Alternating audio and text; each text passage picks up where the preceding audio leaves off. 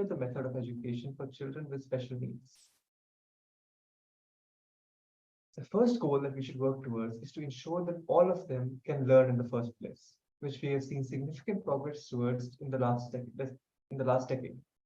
Today's discussion will cover current policies that the government has made to aid special education and delve into what can be done in the future.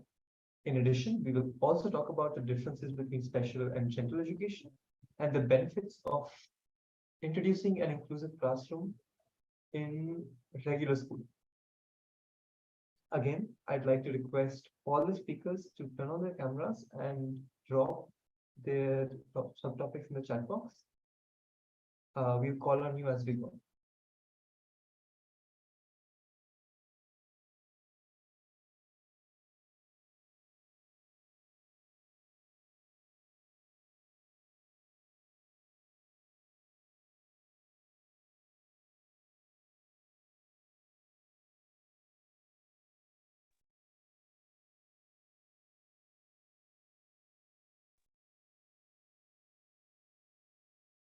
Prithviram, do you mind going first? Yeah, shall I go first then? Yeah, sure, go ahead.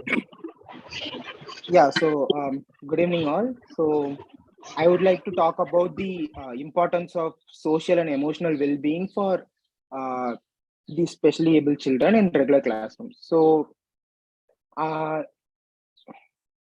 so what I think is, in a regular schooling method, it's not only enough to focus solely on academic academic aspect, but we must also create an inclusive environment that nurtures their overall development, especially for specially able children.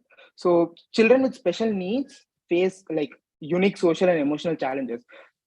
When normal children nowadays face like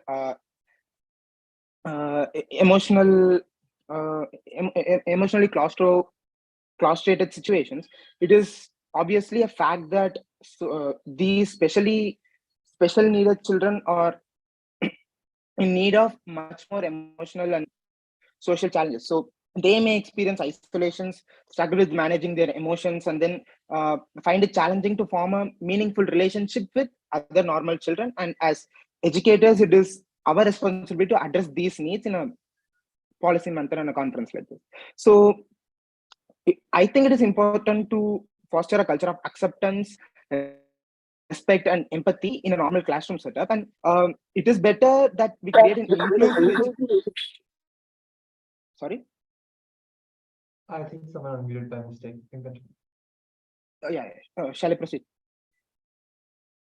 Yeah. So I also feel that it is important to create an inclusive educational environment where every child feels valued and included, whether it is a children of special need or whether it's an ordinary child. They can get together in a classroom which provides them equal opportunities, equal platforms to express themselves, express their opinion without any barriers.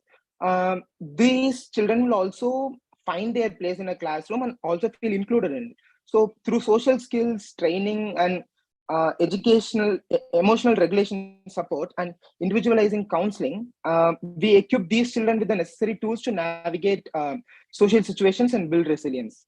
So I also feel that it is important to have inclusive classroom practices that involve differentiated instructions for these children. And then we also adopt to a universal design for learning, which also includes these children, and collaborate with teachers and support staff who are also trained enough to uh, create an inclusive classroom setup and treat everyone equally, which in and have activities that include all of them. So I think by implementing these strategies, we can cater to a diverse need of all students and include those with special needs as well. And in addition to this, I will also touch upon this peer support.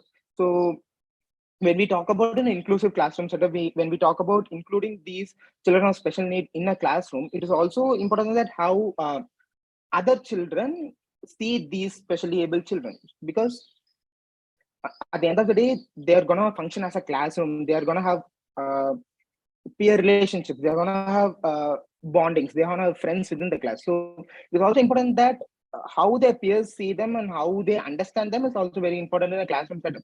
So it is important that the other normal children are also educated on how to uh, what the disability is, how to mingle with them, how they can be, how they can include these children in their activities, how they can make bonds with them. And then I also think that there's a need for a buddy system and uh, in place so that whenever there is a difficulty, whenever there is a uh, issue they are facing, they can approach each other. And when peer relationships and peer support is on one side, we also should focus on how families play a crucial role in this, because there need to be a common understanding between how their families see these children and how it is also communicated to the teachers, the support staff, and also the students. So I think there should be a proper communication between, like, between the parents, teachers, and the management, so that they all be on the same page.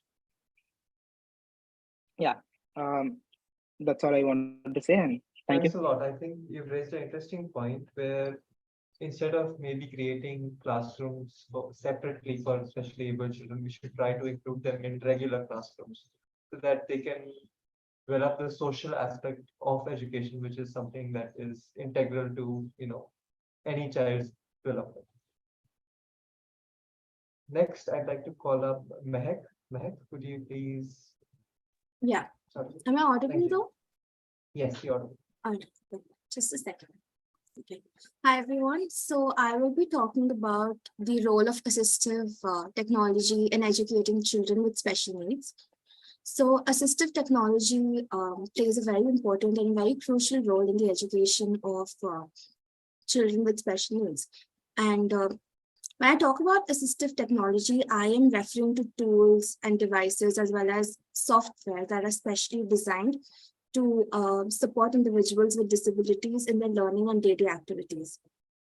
And when used appropriately, assistive technology can in turn enhance accessibility and provide equal education opportunities for children with special needs.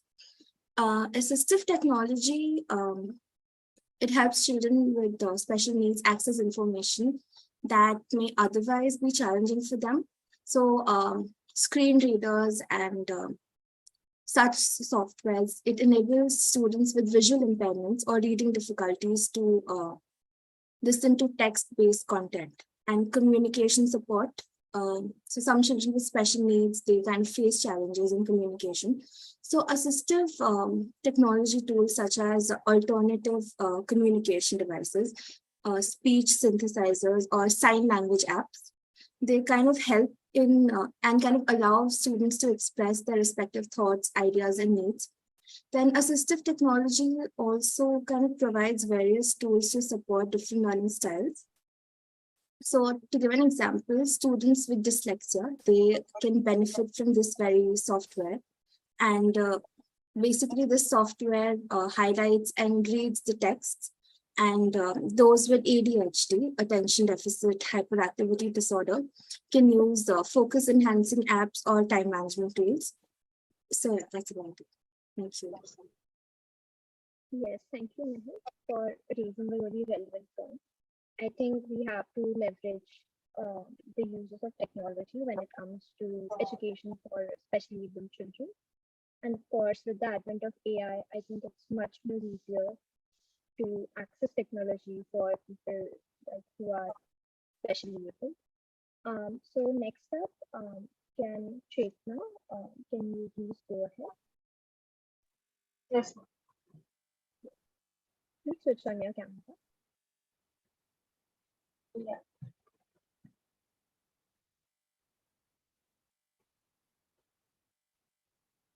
I'm not able to access my camera then today. No.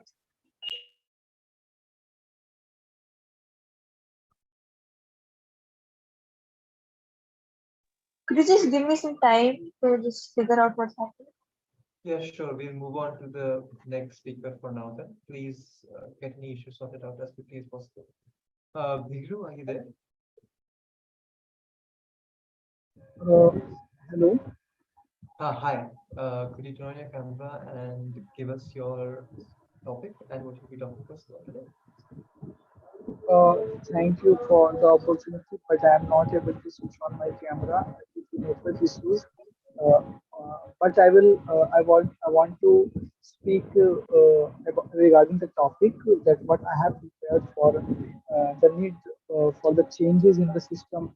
Basically, I want to focus on the infrastructure of the schools, what we are seeing in our education system.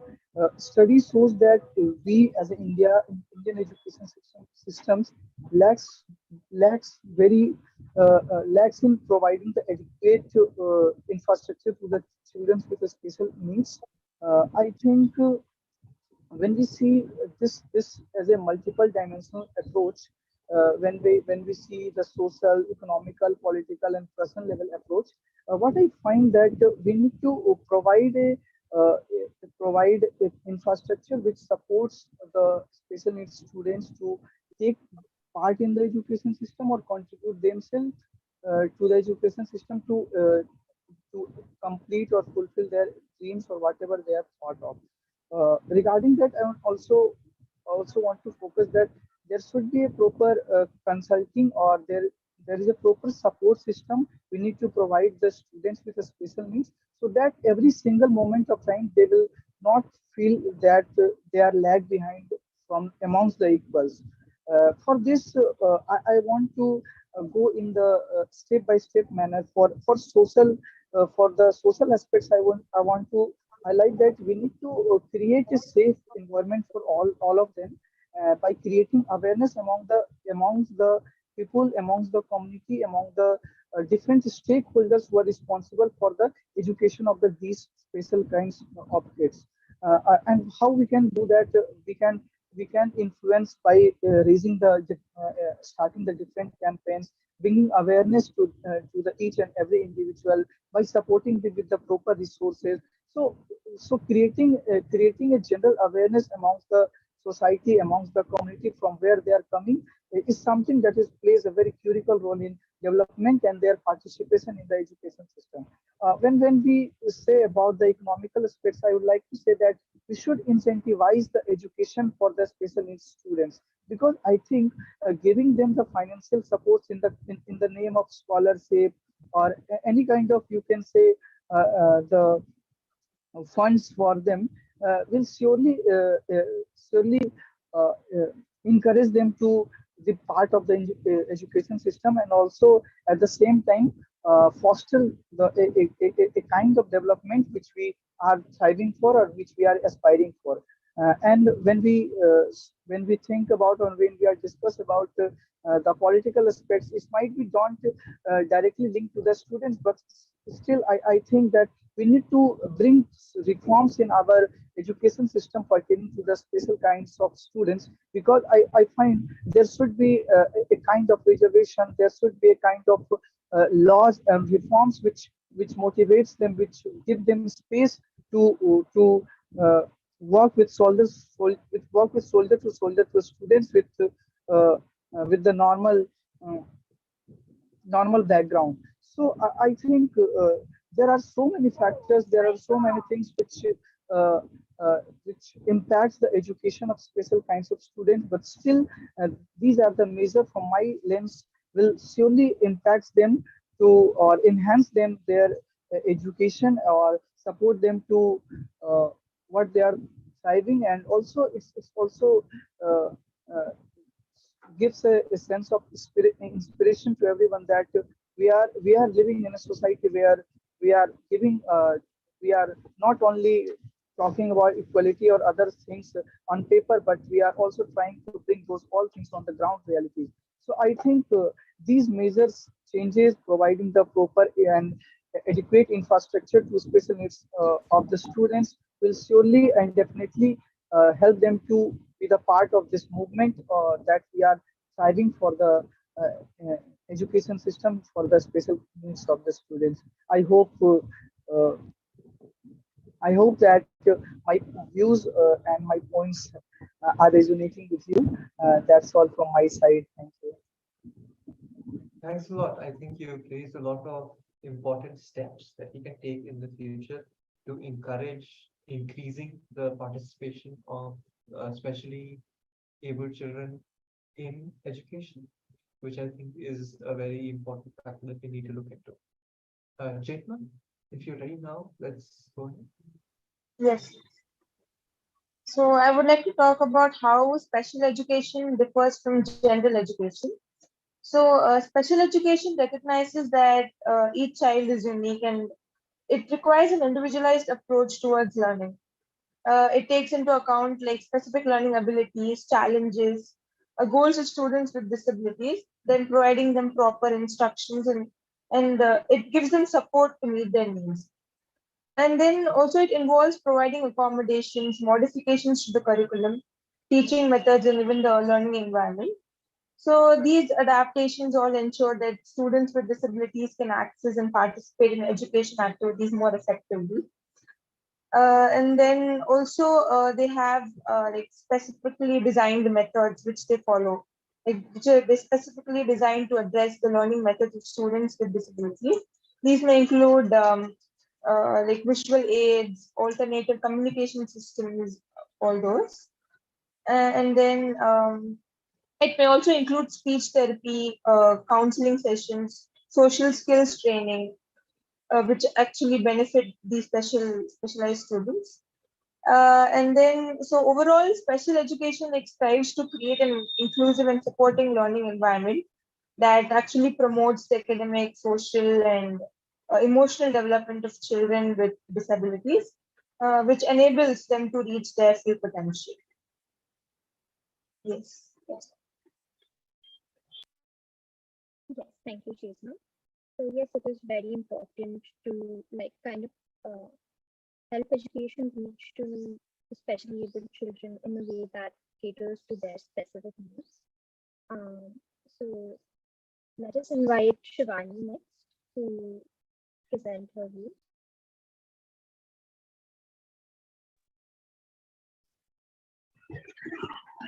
Am I audible to you? Yes, you are. Okay, so hello everyone. My topic is what do you understand by special education and how exactly it is different from general education. So first of all, special education is for the students who are specially abled and who have some difficulties in learning or in reading and in many more. So, for the special able students, teachers who are appointed to educate them must be specialized in every field to uh, to develop the student in physically, emotionally, and mentally, so that it ensures equality and they do not feel like they are not equal to other general student, and they do not feel like कि हम ऐसे क्यों हैं या उनको कुछ अपने में डीमोटिवेट हो जाए या ओवर थिंकिंग हो. सो ऐसे टीचर्स को अपॉइंट करना चाहिए जो स्पेशलाइज्ड हो हर चीज में, और ताकि वो उनको properly develop करवा सके. And in especially abled students, modification is the technique that teacher must use because it makes the education more simpler, and it also makes the student to learn it more easily way. So for example, I can give you example. जैसे general education में क्या होता है कि अगर OW वाला जो हमारा कंटेंट होता है, अगर किसी को नहीं याद हो रहा है तो नॉर्मली जो बच्चे होते हैं वो उसको मेमोराइज कर लेते हैं, उनको याद हो जाता है. But for specially abled student हम लोग ऐसा कर सकते हैं कि कुछ वर्ड्स का हम लोग बना के, मतलब जैसे उसको ताकि वो जो स्टूडेंट्स है उसको टच करके वो समझ जाए कि वो क्या है. So that makes them to learn easily, and it also makes them to learn more easily and to understand that particular word. So it is very important. And so and also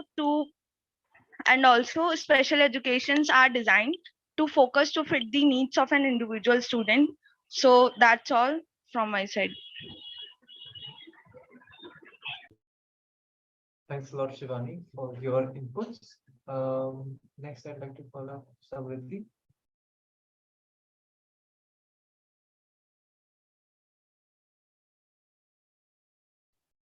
Can I go?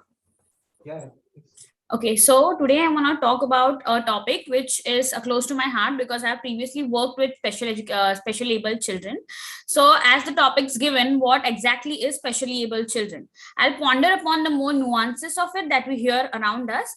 So, while I worked with an organization, I learned that more than anything, secondary researches and more than implementing rules and implementing new laws, what needs to be done currently is more awareness, because how the society treats or how we are taught about specially able children is really different, and it's not the most positive approach towards it.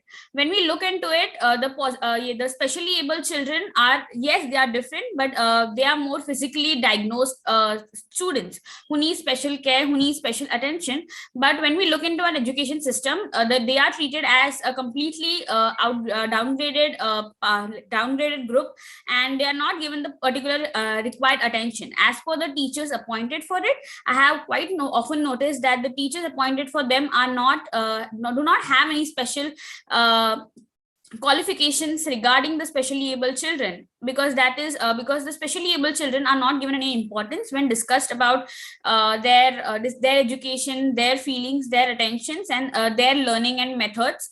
That is what I have noticed, and that is what I feel is the most main important topic that needs to be put in front of when we talk about a discussion regarding these.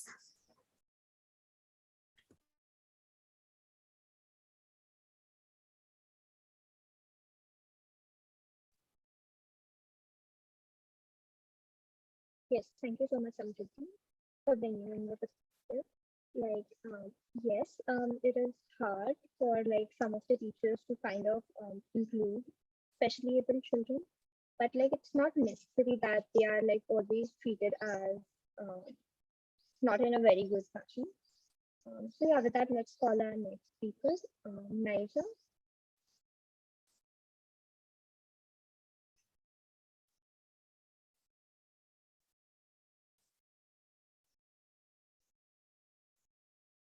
Dhruv, can you please go ahead? Can I just go like in a minute or so? Just basics. Sure. Until then, I think I'll pose a question to the speakers who have already, given their thoughts. Uh, while speaking, I think a lot of people referred to two classes of students, right? Normal students and then special students. Do you think that calling regular students, or well, you can just call them normal students for now, normal students, is in itself a way of separating people with disabilities from people who don't have disabilities? And is that a part of a systemic bias that may work against children who are trying to pursue education with special needs? Anyone? Yeah, so to answer the question, I think it is basically unfair to separate students by calling them normal students and especially able. Everyone should be addressed as students because everyone is there for a common purpose, and it will be fair to address everyone as students. But the way how the existing society and the existing uh, school setups are addressing these students is not very much appreciated. I think it must be changed. And that's why I mentioned that there should be much more inclusivity within the classroom so that this bias of calling uh, students as normal students and specially able students just vanishes away. So I guess there should be more inclusivity so that, and that's why when I was speaking, I was mentioning that there should be a clear understanding between parents, teachers, supporting staff, and the students. So it's a square where everyone should be the same page so that everyone knows how to handle the situation. Yeah. Thanks a lot for your answer. Would anybody else like to speak? I think that is a no. And Dhruv, are you ready? Yeah, so like everyone has added kind of very concrete points. I'll also add to the overview that everyone has said. So basically, that I believe that the whole point of this education around special children is kind of a very important topic all around India, because the population that is concerned with this is kind of huge, and there are kind of many measures that we can take, especially around the infrastructure. So allocating more resources towards it from the government. So as I also researched about this topic a bit. So from 2019, when the act for this pertaining to this overview was passed, the government's funding towards this concern has increased, but it's still inadequate concerning the problem that exists in India. Post that, I also believe that training sessions are kind of imperative in this session, because obviously the whole point of creating an inclusive environment around this is kind of very important, as Krish also just told, that the whole terminology of special education or special children is not needed, and creating an inclusive environment where everyone can collaborate and develop add to the learnings of everyone around them is kind of very important, and would lead to the collective development of all. That would be my basic stance here. Thank you. Thanks a lot, Dhruv. Shrishta, could you please turn your camera and give us your topic and elaborate on it? Am I audible? Yes, you are. Thank you. Good evening, everyone. So I'm speaking on the topic actually spoke before. What are the benefits of introducing an inclusive education system in the regular classroom? So first of all, I would say diversity and acceptance. Inclusive education fosters a diverse and accepting classroom environment. Students with disabilities learn side by side with their peers without disability, promoting understanding, empathy, and respect for differences. It cultivates a culture of inclusivity that extends beyond the classroom and prepares students to embrace diversity into their lives. The second would be academic achievements. Inclusive classrooms have been shown to enhance the academic achievements for students with disabilities. When students with diverse learning needs are included in regular classrooms, they have access to the same curriculum and high quality instruction. This can lead to improve educational outcomes as they benefit from the expertise and resource available from the general education system. Next would be social skills and peer relationship. Uh, the development of social skills and peer relationships in students with disability have the opportunity to interact with building friendships with their typical developing peers. Uh, this interaction promotes social inclusion, communication skills, teamwork, and empathy. It also helps down break the stereotypes and misconceptions about disability.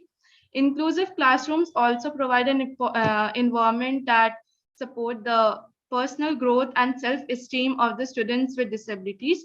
By participating in the regular activities, they can sense of they can sense the part of belonging and accomplish.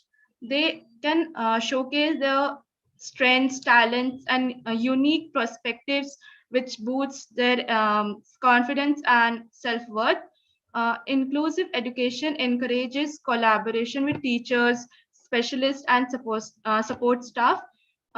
General education teachers work closely with special education teachers and other professionals to develop strategies, accommodation, and modification that benefit all the students.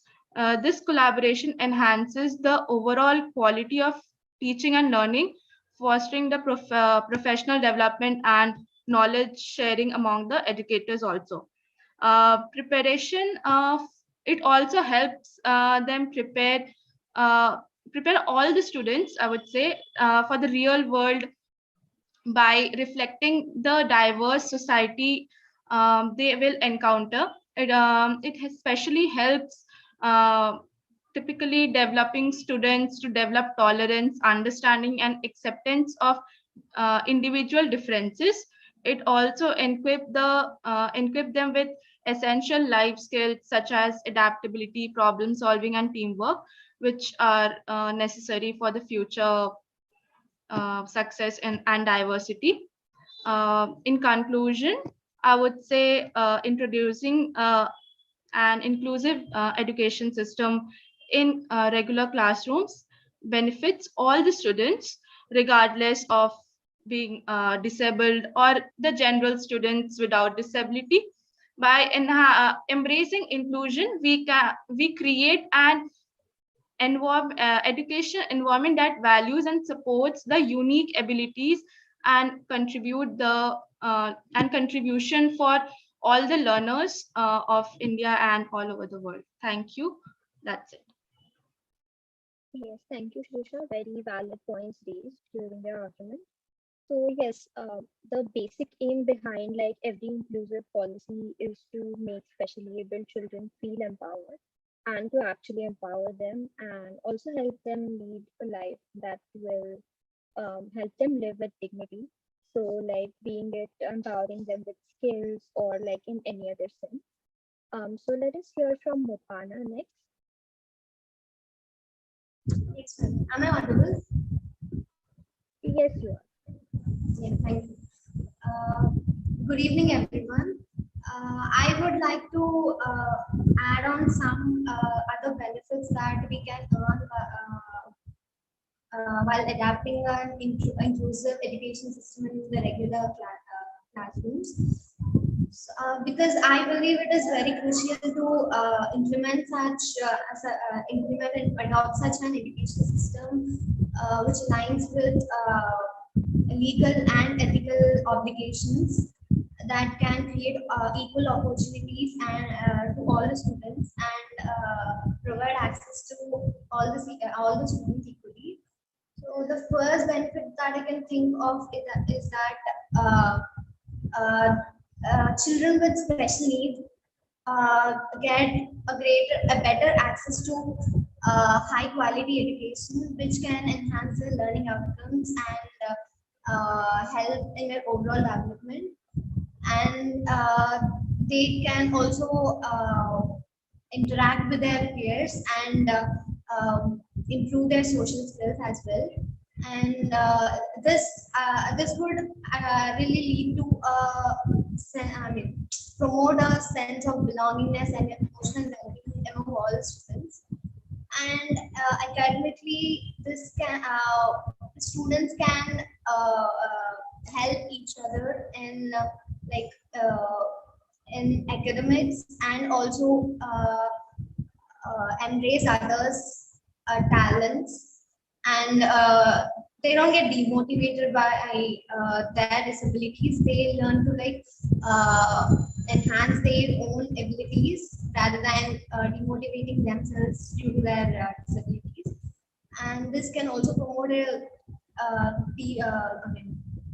teamwork among students and helps them to critically analyze their situations and helps in an overall growth.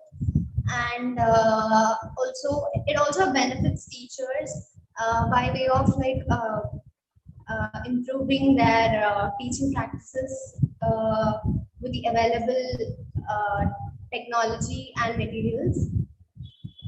So yeah, that's what I think. Thanks a lot, Mupana. I think you've highlighted why we need special preserve special education and how it can greatly benefit people who will utilize it. Next up, I'd like to call up Akansha. Akansha, could you please turn your camera and give us your topic?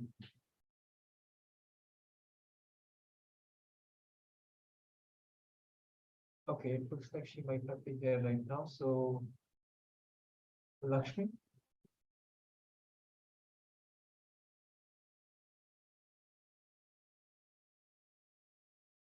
both of them seem to be absent. So, our last speaker then, Anjali. Anjali, could you please turn on your camera? Hi, I'm not the speaker actually. Ah, sorry, my bad. I think we're all out of speakers. If anybody wants to add on to anything that anybody else said, then please feel free.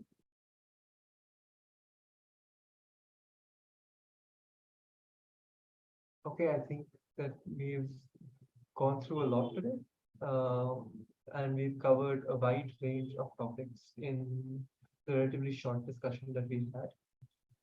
Again, I hope that everybody learned something from what others were talking about and were able to find things that they didn't think of while researching their own speeches. Thanks a lot for your time.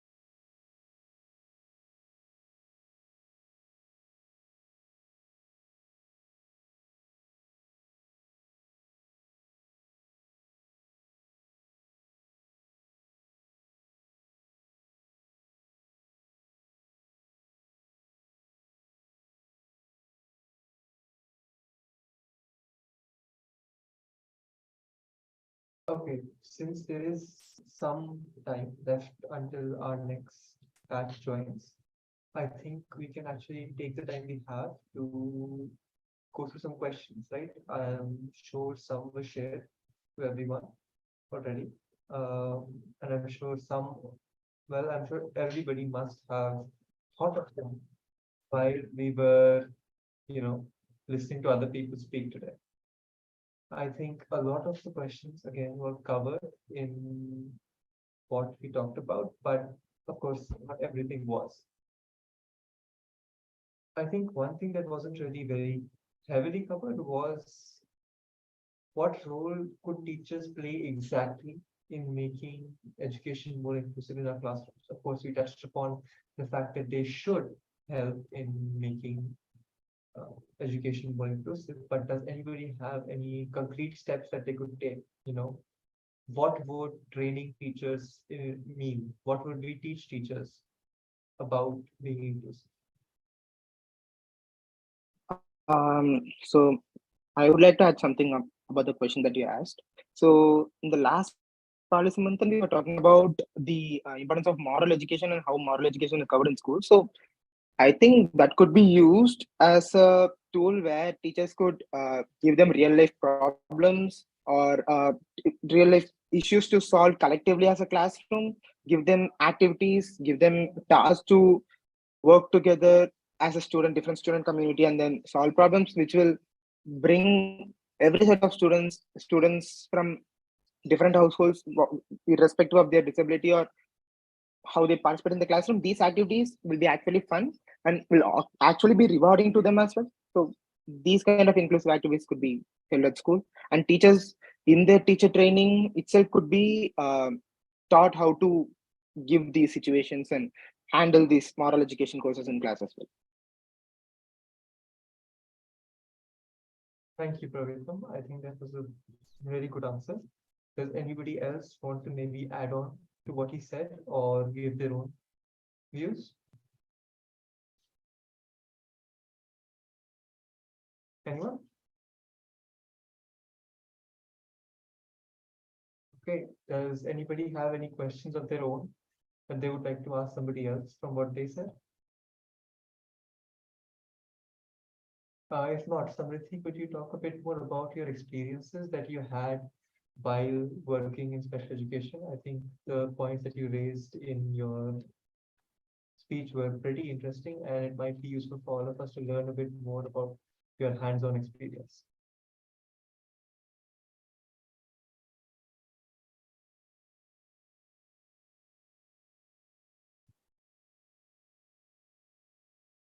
Okay, it looks like Samriddhi isn't available right now. So, Ria, do you have any questions that you think could be posed to the speakers? Yeah.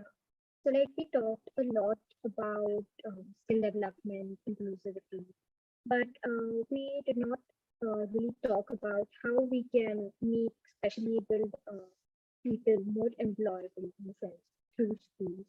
So like maybe we can have a bit of discussion about that.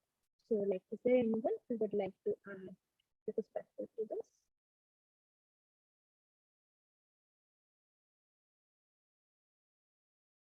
Guys, it's point for everyone to interact and give some answers at least outside their own speeches, so we can, gain some additional experience from what we are talking about.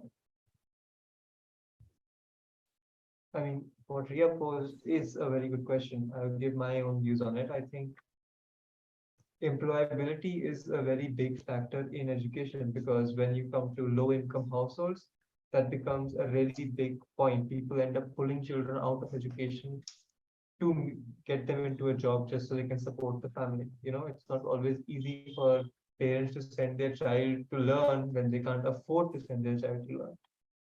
And often what happens is that, especially in rural areas, people start seeing the children with disabilities as burdens, because they're not seen as people who could contribute towards the family. So this is a really interesting question.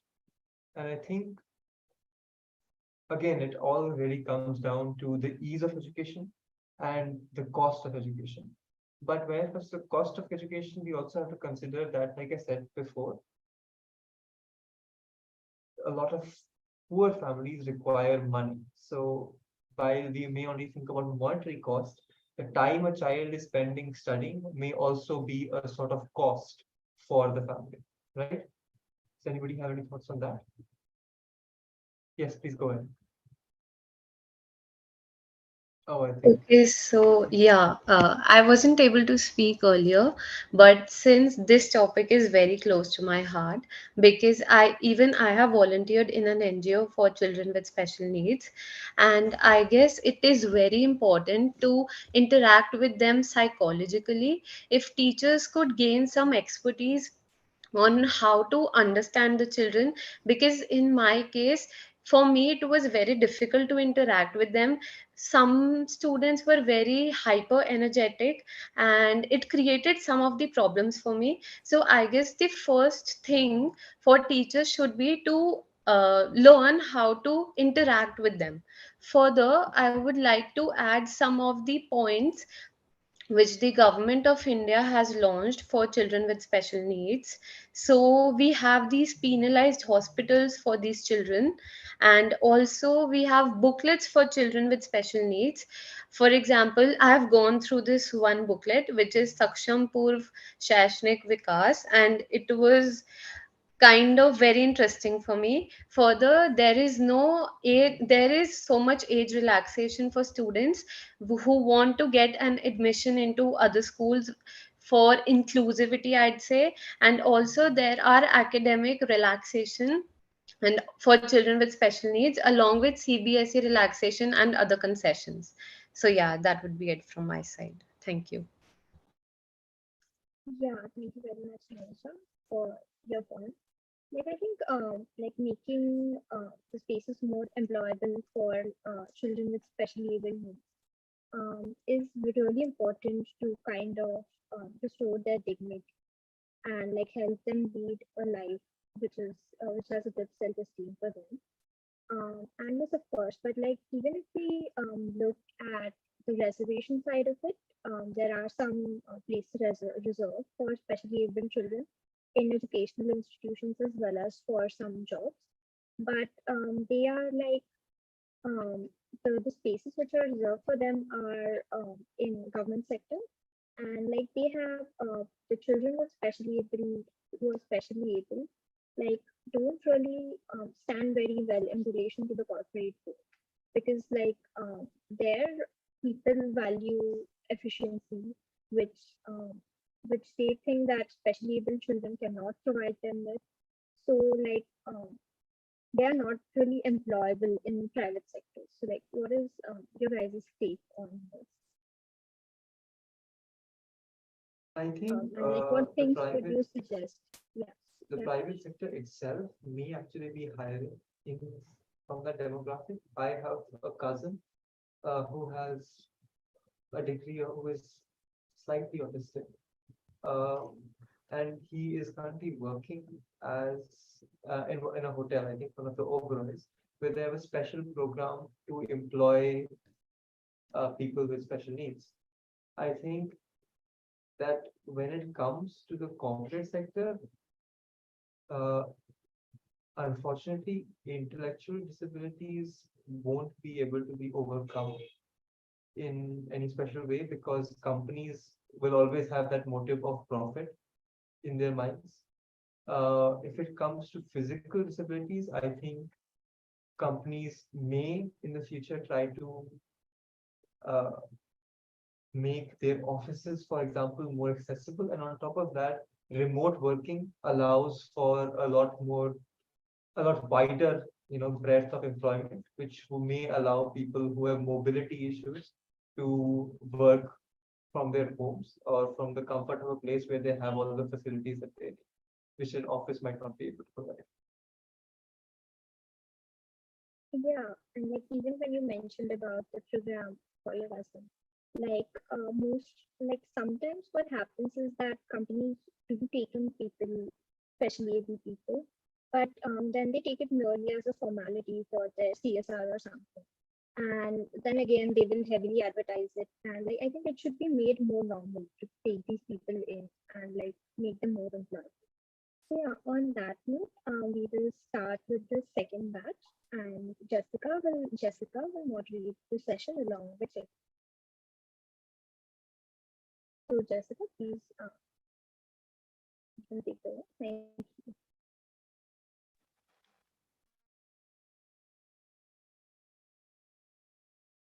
Thank you so much, Ria and Krish, for bringing an introductory word to this discussion. Well, now moving on to the second batch. Firstly, I would request all the speakers to mention your topics in the chat box and also stay throughout the meeting. Further on, also please switch on your cameras and keep it switched on throughout the discussion. Yes, so on to the session. In today's Policy Manthan discussion, we would like to address a topic that holds immense importance in building an inclusive society, education for children with special needs. Providing quality education to children with special needs is not just a matter of social justice, it is an integral part of nation building in an inclusive and compassionate manner. It requires customized support for teachers and adjustments to the curriculum to accommodate the unique learning systems of individuals with disabilities. While our country has made significant progress in making education inclusive for all, there are still challenges and shortcomings when it comes to providing quality education for disabled children.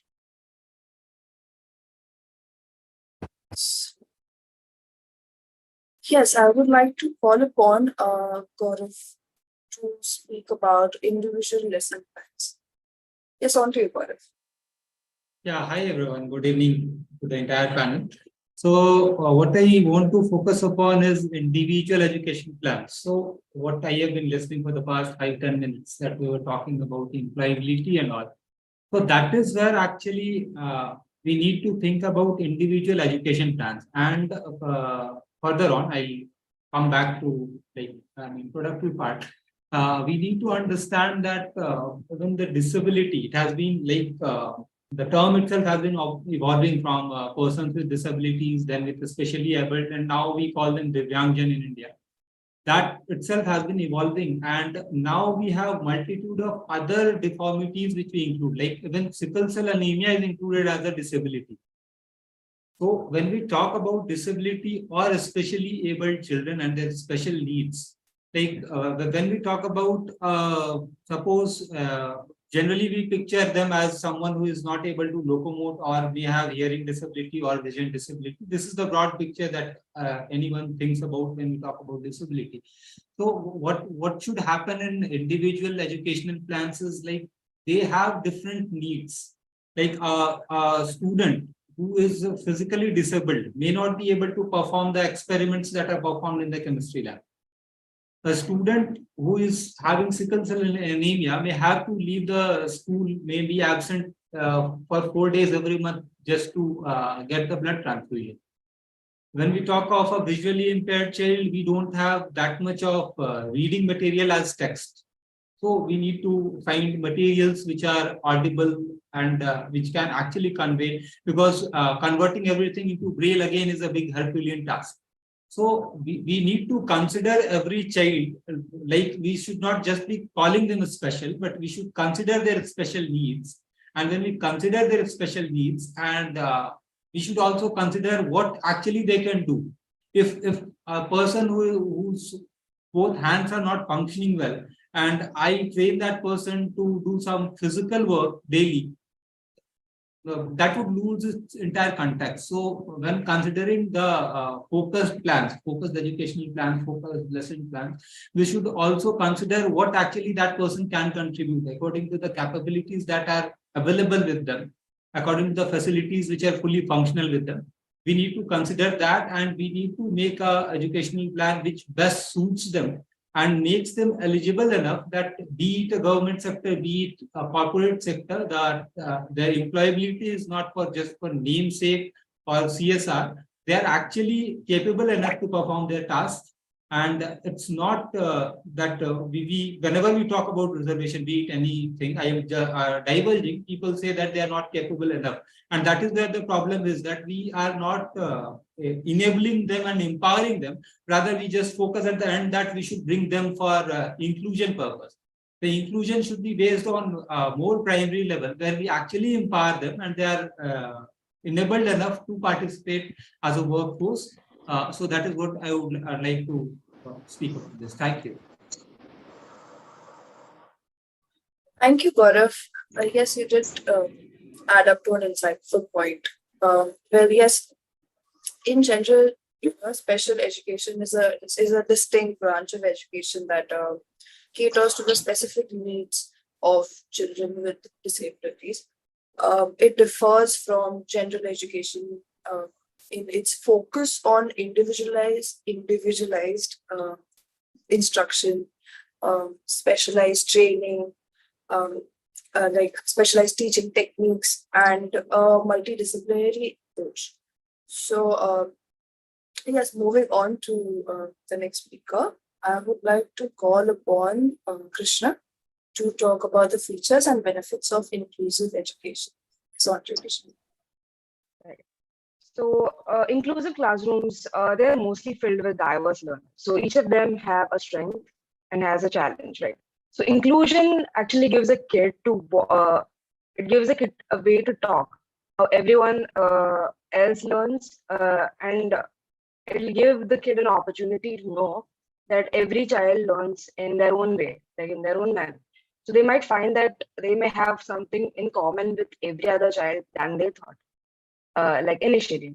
And some of the features of inclusive education can be that like inclusive education actually accepts unconditionally all children into regular classes and into the life of the school, right? So providing as much support would actually ensure that all children can participate in these schools as much as possible. And also in inclusive education, people are actually working on their ability. So basically, you're looking at all children, at who they are, and not at who they cannot be or what they cannot fulfill, right? So they're developing education goals according to each child's abilities. So this means that the children don't need to have the same educational goals in order to learn together or have regular classes together. Hence, they'll have an opportunity to get customized learning. And for that, teaching and pedagogy is an important aspect as well, because having teachers who have knowledge about various methods of teaching so that it's customized for each child. These are some of the features of inclusive learning. And also, as someone pointed out earlier, designing schools and classes, not just the world of work or jobs, but institutions as well, in order to achieve children's entire potential. For example, infrastructure or setting a timetable, which is the best for all kind of children, or setting learning methods which are inclusive of all kids. All are important. Now, benefits of an inclusive learning method is that all the children are able to be a part of a community, and they can develop a sense of belonging and become better prepared for life in community as children and adults. So such inclusive classrooms, what happens is they would provide better opportunities for learning, and kids are more motivated to learn because they're growing up with regular people rather than being put into a box, being labeled as an outcast or a misfit to society, to life and all that. And it allows children to work on their individual goals while actually being with other children their age. Also, it would foster a culture of respecting and belonging, of course, and it would provide an opportunity to learn about as well as accept differences like between me and the others. So growing up in a different and diverse environment would imply acceptance of individual differences. That's what I had to say. Thank you so much, Krishna, for sharing your perspective and highlighting the important features and benefits of inclusive education. Next, I would like to invite Vidisha to speak on the topic, how to improve neurodivergent inclusivity in education. Over to you, Vidisha. Thank you. Am I audible? Yes, Okay, you are. Thank you. So Krishna put it really well about the whole inclusivity education. So I'll be focusing specifically on neurodivergent children, because I feel like when you think about children with special needs, you usually think about the physical inabilities or disabilities, not much about learning disabilities, because they are not very noticeable sometimes. And there's very little research done on how to, firstly, there's barely any research done. There's a gender aspect there, especially when it comes to ADHD. It's difficult to diagnose a female with ADHD versus a male. And that research, we need a lot more research, which looks beyond just the male as the main subject. And that's something that we should be incorporating in the Indian education as well. Secondly, about awareness, as a lot of the previous speakers spoke about, how in order for inclusivity, you need some form of sensitization, where people with disabilities, it does not mean that they are inferior in any way. It's just that it's a little different. Not everyone is at the same level when it comes to maturity, or people have different there's more some children, they don't mature at the same level, or they don't learn at the same level. So the whole individuality but collective aspect that Krishna spoke about, but also there's a need to train teachers when it comes to detecting children with with learning disabilities in schools. So there is an important need for training them, as well as to be able to have conversations with parents about the fact that their child might have a form of learning disability and to get it tested. There's also the problem of parents thinking that if their child has a learning disability, then it's the end of the world, they won't have a future, they won't have a career. And it's really important to even explain to the parent about what learning disabilities are and how that having it, there's nothing wrong about it, and how with the proper training, the child can find it more easier to adjust in schools and learning. Then another problem is that when it comes to diagnosis, I think with public schools, it's more difficult to get a proper diagnosis, whether it's to do tests related to learning disabilities, etc., it can be expensive. Then even with medications in certain cases, like in the case of ADHD, etc., could also be a problem. So that is something that maybe we could make incentivize testing or incentivize medications for the children. Also about the new education policy, what it brings is that it doesn't focus on rote learning, it focuses on active learning, which is something that is neurodivergent friendly, which is a really good step for the Indian education, where you're focusing on play learning, or you're focusing on with the digitalization, the use of technology, there is children don't have to necessarily write, they can type on their laptops, where with people with dyslexia, they can easily their mistakes can be shown, they can remedify them very easily, or with audio visual systems which can help them learn better. So I think the education system is trying, and having with the new policy, it is improving and it's being more inclusive. But the whole there should be more importance on teacher training, as well as more research on neurodivergent issues. That's all. Thank you. Thank you so much, Vidisha. And thank you so much for really highlighting the point of growth learning, especially the neurodivergent inclusivity. So moving forward, I would like to invite our next speaker, Lakshmi. She will speak on the topic of difficulties in peer group formation for children with special needs. Over to you, Lakshmi. Thank you. Good evening, all. So I'd like to start off on what the core issue is for children and people with special needs. So I think some of the previous speakers did mention this point, but I feel like the exact way to express is that this branding of their name or their identity as someone with a disability or someone who's a deviant from normality is exactly the major problem. And the problem is that it affects their mindset and their mental health and their approach to what and all they can do in life. And if this mindset is not tackled, if it is not approached carefully, then every other institutional policy that is in place to help them with respect to technological accessibility, with respect to special schools for children with special needs, all those, they might not 100% address the actual problem that is here. So, and the fact that the phrase itself, people with disability, has evolved from such a negative connotation to a positive connotation of special needs is a positive step in this direction. So special needs, it is a very large umbrella, right? So it, again, like a few of them said, it's not just physical difficulties, it also includes learning difficulties like ADHD and dyslexia. It also refers to psychological disorders that certain children might have with respect to forming social relationships.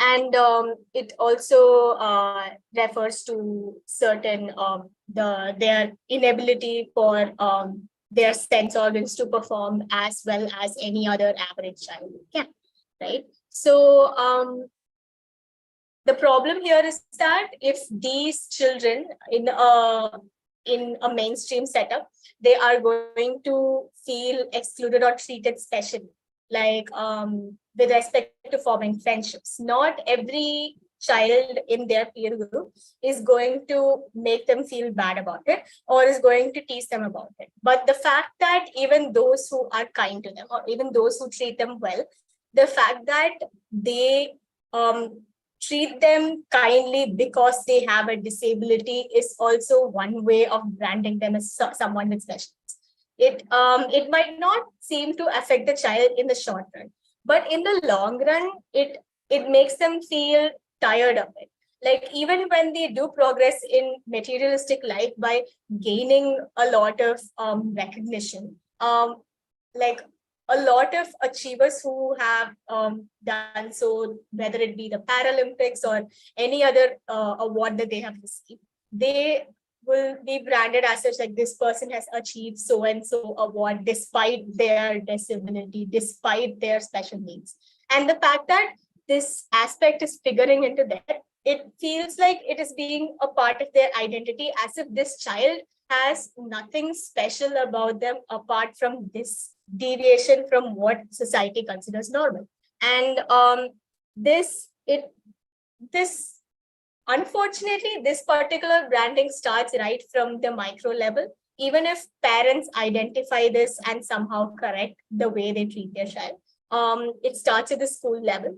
So one way forward with this is the espousal of the concept of equality in all ways. One thing that is being exercised in the film industry or pop culture industry right now is that there's more representation with respect to gender, but there's not enough representation in mainstream platforms for people with special needs. And even if there is representation, it still propagates the fact that they are branded as someone with special needs. And this can start right at the micro level with schools, because children are very impressionable, and if they get to know that equality exists in all forms apart from race, caste, and gender, it also includes special needs, then it can go a long way in helping the mindset and mental health of those with special needs. And with that, I'd like to conclude. Thank you. Thank you, Lakshmi. Yes, I do agree that children with special needs, they do deserve equal opportunities for employment, of course. And also, it is difficult in a peer group formation. These challenges arise due to various factors such as limited social skills, communication barriers, and differing abilities.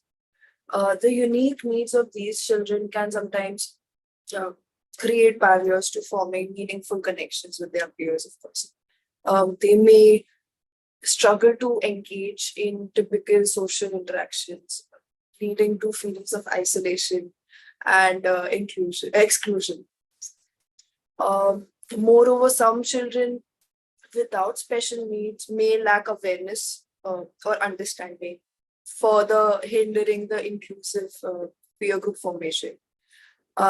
Addressing these difficulties requires creating inclusive environments that promote empathy, understanding, and acceptance, and generalizing it, as in not making a big deal out of it.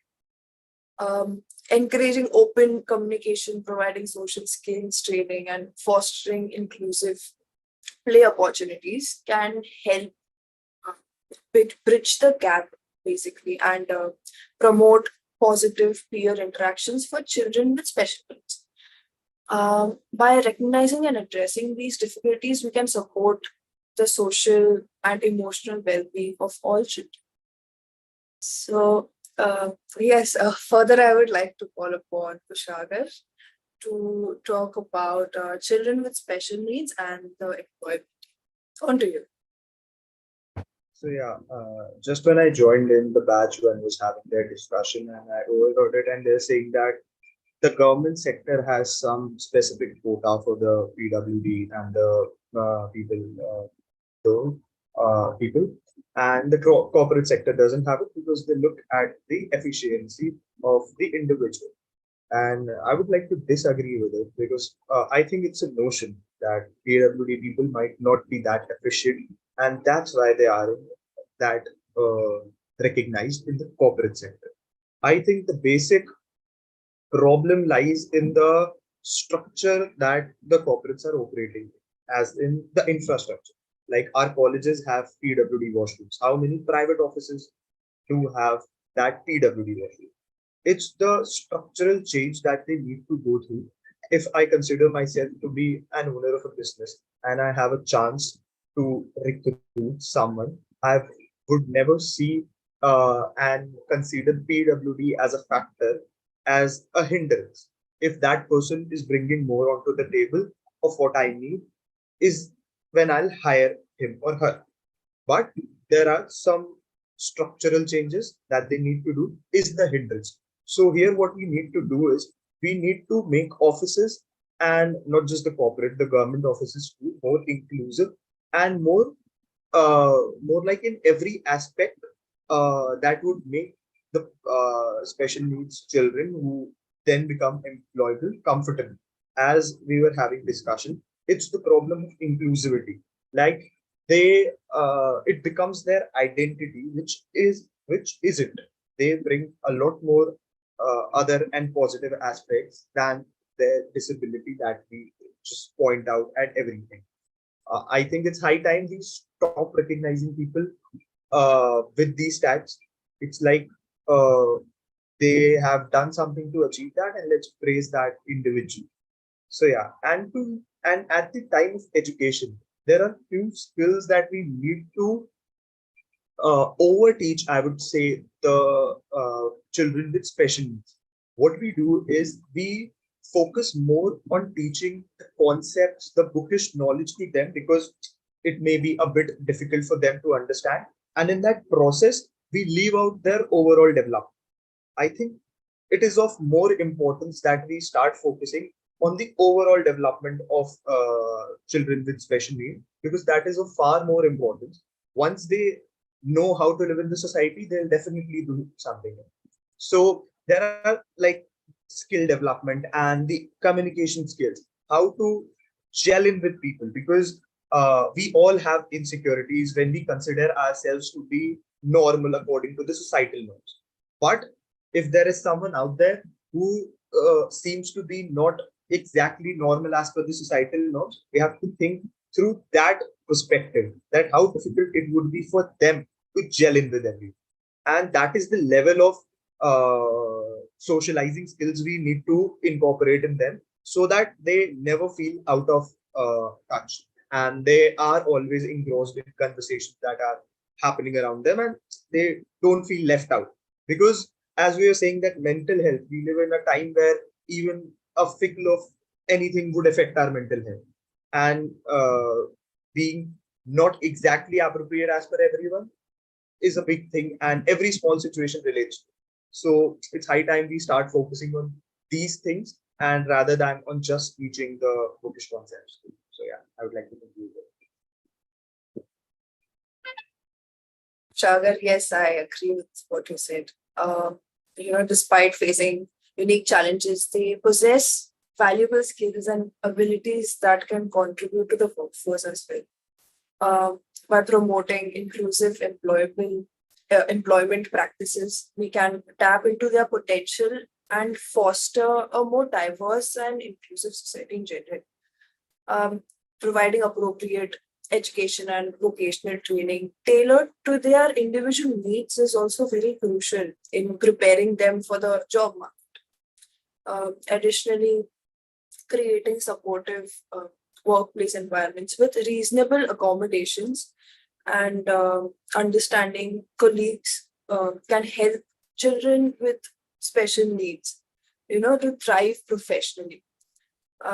Also, employers who embrace diversity and inclusion benefit from the unique perspectives and talents that these individuals can bring in. By empowering children with special needs with the necessary skills, opportunities, and support, we can ensure that their successful integration into workforce and promote a more inclusive society in general. So yes, on to you, Saptak. We will be speaking about educating CWSN, focusing on cognitive learning disabilities. Yeah, so essentially, when we talk about children with special needs, the disability, if we focus on it, we will see that like it can happen due to anything. Like it might be since birth, it might be hereditary, it might be due to any accident or anything else. So like excluding that, I would like to say that let's hold all these in one part, that is between the K-12, like during the school years. After they pass out from school, they come to university, college. This is where my contention is. This is something, I mean, I can only point out the issue. I don't clearly have an answer to it. We see that there are in government colleges, there are PWD quotas. So basically, they are getting a chance to go to the colleges, they're getting education, they're mixing with everyone. And this is very important because this is the place where this thing, they and us, this goes away. Everyone is just student in a class. So no one will differentiate like them, they are disabled. I mean, students with or children with disabilities and something else. So the negative connotation goes away when they I mean when everyone is together in this, let's say in one class. But however, is like giving a reservation to them, reservation itself is a very controversial topic, I won't delve too much into it. But what I'm saying is that giving a reservation for them essentially is a negatory term, because why do they like, it doesn't mean that they need it, because the disability might be physical, might be cognitive, but they can, I mean, everyone is doing it with the hard work, even they can. So when we say that we are giving them a special chance, we are essentially already I mean assuming that they cannot, that's why they need a special something, so special push or something. Meanwhile, when they can be self-sufficient in doing it by themselves. So that is a point which is I mean a bit of a loophole. And secondly, another point is that uh, cognitive learning, well, let's speak about dyslexia for now. There was a research work in Cambridge which essentially said that to teach people with dyslexia, certain provisions must be made. These provisions are things like creating a supportive and collaborative classroom culture by getting to know all your learners, and as individuals encouraging them to know each other. These are all are okay, these are very essential in anything. But then they focused on a few certain special provisions which included using of multisensory input and activities, such as using of flashcards, puppets, story videos, real objects in classroom, these kind of things. When we there were other things as well, like something they called offering learner's choice. They termed it as learner's choice. I mean, that was something regarding drawing. So when they essentially provide these kind of things, this is another place where we are I mean, we're bringing in a separation that they need this and we should give this. This is where the negative connotation lies. So this is a very certain loophole that I think discussions like these will one day come up with certain solutions regarding this loophole. Because I solely believe that if someone is having a disability, that doesn't necessarily mean that they are not self-sufficient. They never, I mean, unless and until they're reaching out for help, unless and until it is like that, then we have no right to assume that yeah, they're not self-sufficient. We cannot just assume that. I mean, someone spoke about the film industry. Yeah, it is not very prominent like that. Someone from the film industry has been termed as yeah, he or she is disabled, but yet they are in the film industry. However, Tom Holland was diagnosed with dyslexia when he was 7, and we all know his success right now. So like we cannot just term anything like that. Even Chris Hemsworth, he has hereditary Alzheimer's, which he's facing trouble right now, very recently. But we still won't see him getting out of the film industry just like that. We will always see him in over there. So that is my point. I mean, I know I could not come up with some clear solution to it as such, but however, these are certain loopholes that need to be addressed, and I'm pretty sure that discussions like this and collective effort from everyone will one day solve these kind of issues. Yeah, that's all. Saptak, yes, you did add a very meaningful point. Yes, education for children with cognitive learning disabilities is essential for their overall development and future success. By focusing on these specific needs, we can provide tailored instruction and support to maximize their learning potential. Recognizing and addressing cognitive learning disabilities such as dyslexia, ADHD, allows educators to also implement evidence based strategies that can cater to individual learning styles and their strengths. Providing specialized interventions such as multisensory multi-sensory instruction or assistive technologies can help children with cognitive learning disabilities overcome challenges and also develop their academic skills too. Moreover, inclusive education environments like promoting like promoting understanding and acceptance and support from peers and teachers foster a sense of belonging and also enhance their learning experience. So, by investing in comprehensive educational approaches that address cognitive learning disabilities, we can empower our children with tools and resources they need to succeed academically and become confident, capable individuals in their personal and professional lives. So, yes, I would now like to call upon Shruti to speak about school environment and children with special needs. On to Shruti. Hello, am I audible? Yes, you are. Yes. So now I'm going to talk about the school environment and children with special needs. So early stages of life, we spend most of the times in schools. So these are the crucial years of anyone's life. And when a child with special disabilities or special needs goes to school, that is the first factor which affects his personality and his biases about the world. So if a child gets excluded from his friends or teachers, so that creates a dilemma inside his mind, and that makes him feel that he is different from the other persons, and he is not a part of the group. And eventually, that dilemma grows his personality as he is not a part of the society. And still, some people think like they are the disabled, they need special help, and but can't get them included in themselves. They can't understand that they are also the part of society and they are one like us. So that creates a special dilemma inside that person mind, and this is where the issue should get addressed. Because I had an experience that one of my friend was talking about the person with disabilities and their reservation in the government jobs. So he was saying that what is the need for a disabled person to get a government job, but he couldn't understand that that person is particularly disabled in one factor or in one skill, but because of that one disability, he was concluding his whole personality and his potentials. So if anyone is disabled, he is disabled in only one thing. Maybe he is not able to walk properly or not able to see properly. But that person can have another special skills or uh, another potential or capacity in which he is different from another person. So it is not about those people only who have special needs, or it is about us also, what we think about those people.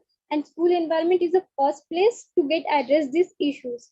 So a school environment infrastructure should be like that, uh, to make special to make those kids not a special kid but one of like the other students. So infrastructure, environment, availability of toilets, interaction with teachers and students, and activities, extracurricular, each and everything is included in should be included, and they should not feel that they are standing on the other part of the society, but they are also the part of the society, and their disability is not differing themselves from the others, but that is the only one factor of their personality in which they are lagging behind. So now, so with these points, I want to address one. I want to add one example from one of my classmates. His name is Vasanta, and he has a disability regarding his vision. So till first semester, our teachers and we also didn't had any idea that he can't see properly and he needs more time to write the exam. but that he managed that thing. He cope up his skills and wrote exams with us. After one semester, when teacher were talking to him, he told teachers that he has these issues and he needs more time to address to answer his questions. So after that incident, when he interacted with teacher, then we come to know about that he needs extra time, or he has some disability. Till that point he was like one of us. And after that, after he told his issue to the teacher, and after that, in no one in the class treated him as he is a special, or he needs any special help. The interaction with student teacher was same. So it is not about, because when someone think that he is special, or special or disabled, they don't try to express that feeling that they will get something inferiority in front of their classmates or in front of their teachers.